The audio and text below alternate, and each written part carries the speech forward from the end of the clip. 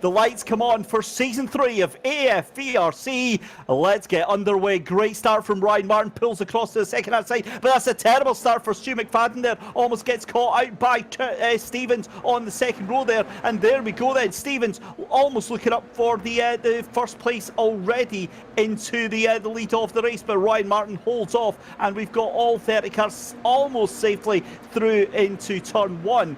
But fantastic start. Yeah, we'll just ignore that going on at the back there. We go on board with Dan Berris down in P15, and that is on to the back of the 14th place car just in front of him, Jez Banks. That's right up there.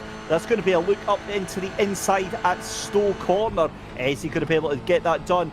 Gets it. So this is a replay of what happened to Luke Arpino then, as he's going to cross the grass. I wonder if that's a hardware failure onto the car there. So he looks like he's retired from the race. Luke Arpino was up into P7, and he is now, looks like, retired back to the pits. But we've now got what looks like a 10-car gaggle of Toyota GR86s. They are absolutely giving it some here. What happened here to Tom Stevens then? This is coming in towards Club Corner. Is it going to be a bit of contact there? It is. He just gets a little nudge on the back there. You hate to see it. I tell you what, I can imagine any one of these drivers in the top 10 right now going to be buzzing from ear to ear, because they are just going to be loving this constant fighting that's going on here. As you see Cluffy having to defend there. That's going to be Barn trying to go up the inside. It's Stowe. Contacts, and unfortunately, from what it looked like there was a car already up the inside there. Clough tried to close the door, and the door got pretty much kicked open in his face. Yeah, it looks like something's happened there. And Durrant seems to have dropped as well. Oh, so Durrant's in the wall.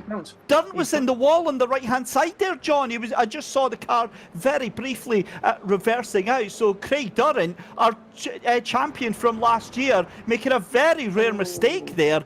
And, well, that is very, very strange from him. Through into the final couple of corners now then, rounds the final right-hander at Club Corner for the first time of Season 3. Ryan Martin is your first winner for the Royal Air Force here on Season 3 of the AFVRC. Fantastic performance. Matty Chambers comes in second place there. Paul Hayhoe in third. Little bit of contact there between Paulie and Clough, and you wouldn't expect anything less from these drivers right now. Just everything, spanners, kitchen sink, plungers, all getting thrown by all of the drivers right now. Oh, huge contact on the final corner, and that's going to be Cluffy, and it was actually Streetix and Waters that collided there. They still came across the line, but oh my goodness me, that is a dramatic way to end your race there. Arpino is in 25th, and 26th is our race 1 winner, but we are underway.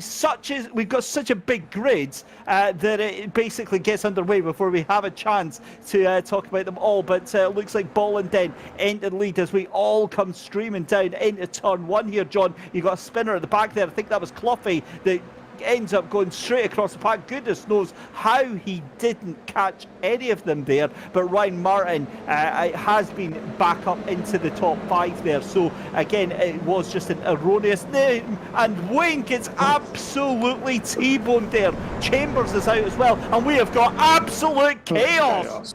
Back up at the front end, it's going to be Bollins and Barron fighting it out here. You've got Paul Hayhoe trying to make amends as well, but look at that in the background. That is a car you do not want to see there. Ryan Martin in P4 is up for the lead. Then goes Barron, sends it up into Stowe Corner as Cool Cam collected, as you like, loses the back end, and that is the two of them gone. And that means that Ryan Martin takes the lead of the race. Huge suspension damage there, and that is not the last time we are going to see that type of incident at Stowe Corner.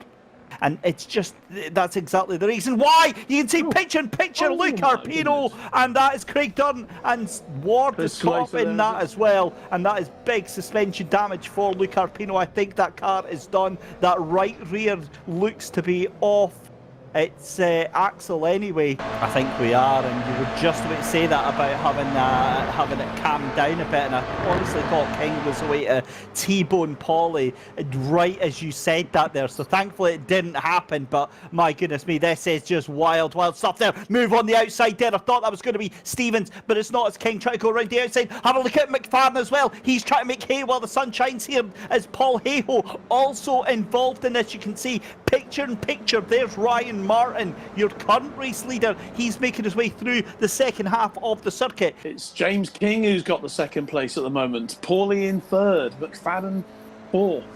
My goodness me, this is so exciting. Well, here we go then. Ryan Martin round the final corner for the final time this evening. Race 2. It's 2 out of 2 for the Scotsman. For the RAF, Ryan Martin takes the win. It's surely going to be King versus Paulie across the line by 1/10 of a second. So King gets second place there. Paulie gets third. Stu McFadden up into P4. Paul Hayhoe down into P5. It wasn't to be for Tom Stevens in 6th position. Adam Barron in 7th position. James Finch in 8th. Stu Etic in 9th.